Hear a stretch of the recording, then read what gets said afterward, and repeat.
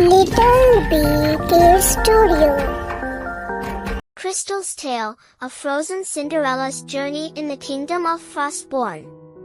In the kingdom of Frostbourne, winter's icy embrace painted the landscape with its serene beauty. Amongst the rolling hills and frost-covered pines, a cozy cottage nestled amidst the snowy landscape. This humble abode was the home of a young girl named Crystal, whose laughter echoed through the woods as she played with woodland creatures, her gentle spirit endearing her to every living creature she encountered. Crystal's parents had bestowed upon her a legacy of love for the world around her. Their untimely passing left her heartbroken, but their teachings endured within her. However, when Lady Winterly, her stepmother, entered her life, along with her daughters Snowbell and Frostine, the warmth that once filled Crystal's home turned frosty. Lady Winterly was elegant but cold, her voice sharp as the winter wind that howled outside. Snowbell and Frostine, with their frosty attitudes, mirrored their mother's demeanor. They treated Crystal as an outsider in her own home, assigning her endless chores while they lounged in luxurious furs by the crackling fireplace. As winter's chill gripped the land, an invitation arrived at the Winterly estate carried by a flurry of snowflakes. Prince Kristoff, known for his adventurous spirit and love for all creatures, was hosting a grand ball at his splendid ice palace. The invitation brought excitement to Snowbell and Frostine, their eyes sparkling with dreams of grandeur, while Crystal's heart fluttered with an unspoken longing. The day of the ball drew near, and Crystal couldn't help but imagine herself amid the guests, dancing in the grand ballroom adorned with crystal chandeliers, her heart yearning for the chance to experience the magic of the event. However, Lady Winterly shattered Crystal's dreams with her dismissive decree. "You? Attend the ball? Ridiculous!" Her words cut through the air, dismissing Crystal's desires as frivolous whims to be disregarded.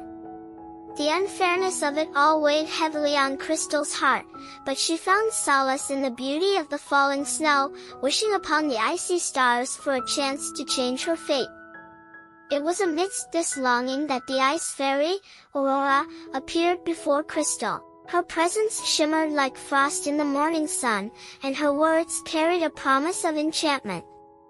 With a gentle wave of her frosty wand, Aurora bestowed upon Crystal a gown woven from the purest ice crystals, shimmering like the northern lights. "You shall go to the ball," Aurora whispered, her voice as delicate as the snowflakes, "but heed my warning, the enchantment shall fade at the stroke of midnight." Awaiting Crystal's arrival was a carriage carved from ice, drawn by elegant snow wolves. With a heart brimming with gratitude and excitement, she embarked on a journey to the ice palace, her breath catching at the sight of its majestic spires reflecting the moonlight. As Crystal entered the ballroom, a hush fell over the crowd, and Prince Kristoff's eyes found hers. His admiration for her radiance was evident as they danced, their laughter blending with the melodies of the night. Meanwhile, Snowbell and Frostine, consumed by envy, attempted to unravel the mystery behind the enchanting maiden at the ball.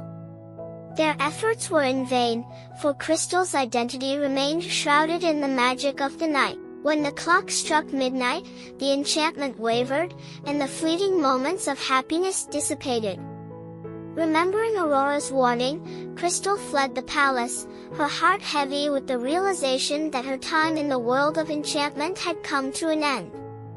In her haste, a glass slipper was left behind on the icy steps, glimmering like a lost shard of starlight. The next day, Prince Kristoff declared his quest to find the maiden whose foot fit the slipper. Snowbell and Frostine, driven by jealousy, attempted to force the slipper onto their feet, but it refused to yield, knowing its true owner. Just when hope seemed faint, fate intervened. Crystal, drawn by the commotion, approached the prince. "May I try on the slipper?" Her voice, soft yet determined, echoed in the courtyard. As she delicately slid her foot into the glass slipper, it fit like a perfect frosty embrace. Prince Kristoff's eyes widened in recognition, a smile spreading across his face like the first rays of sunrise after a long winter night. Despite Lady Winterly's protests, the truth could not be denied. Crystal forgave her stepmother, understanding the bitterness that had consumed her heart. With Prince Kristoff by her side, she embarked on a new chapter of her life, leaving the Winterly estate and exploring the wonders of the kingdom of Frostbourne. Their love story spread across the land, a tale of kindness prevailing over coldness, of resilience conquering adversity. Crystal, known as the Frozen Cinderella, became a symbol of hope, her warmth thawing the coldest hearts and inspiring kindness wherever she traveled. In the kingdom of Frostbourne, amidst snow-capped mountains and shimmering ice, their love continued to bloom like a perennial flower, reminding all who heard their tale that love, in its purest form, could withstand the harshest of winters.